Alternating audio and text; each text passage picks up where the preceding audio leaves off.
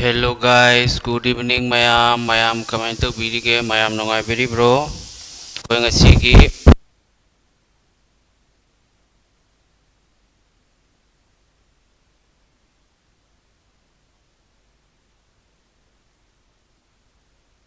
di koi class yamna important oba class se masidagi question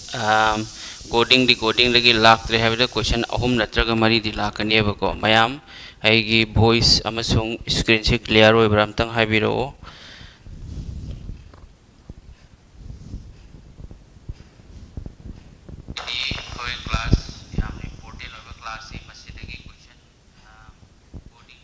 ado video yang biriba khoi mayamna video se like amam tanga namsen biro khoi class hona ba tawrasi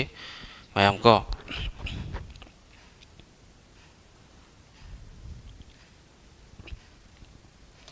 all clear udi hari ba kanano udi hari se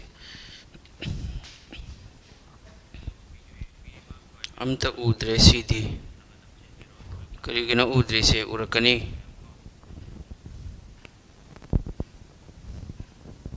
clear sir sidi screen clear oidre okay mayam tanga ko diko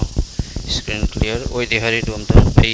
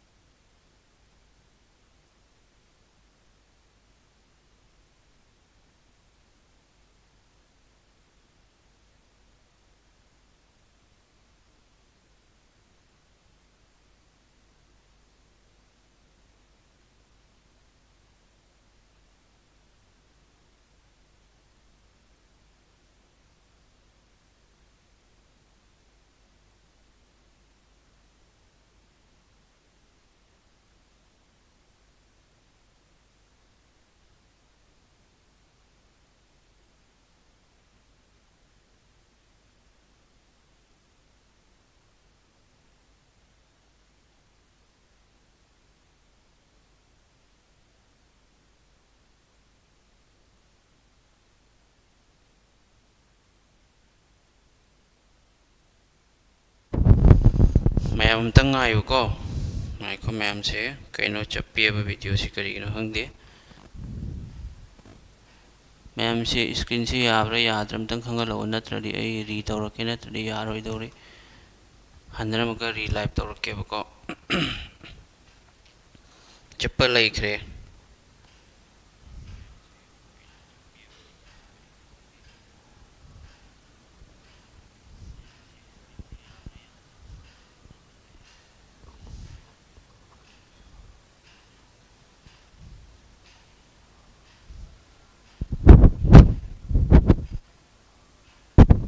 mayam dudi ngayu ai amu handra live lake kari problem ori ba khangde screen se lep kre ai gi siga obs siga su lep kre bako adu yeng sem tang ai handana ꯌꯥꯔꯗꯤ live ꯂꯥꯛꯀꯦ ꯃꯌꯥꯝ live ꯂꯥꯛꯀꯅꯤ class ꯇꯧꯅꯤ ꯃꯌꯥꯝ ꯀꯣ ꯃꯌꯥꯝ ꯂꯩꯔꯝꯃꯨ ꯉꯥꯏꯔꯝꯃꯨ ꯑꯗꯣ ꯂꯥꯏꯚꯇ ꯁꯨꯝ ꯆꯪꯂꯛꯑꯒꯦ ꯃꯁꯤꯒꯤꯗꯤ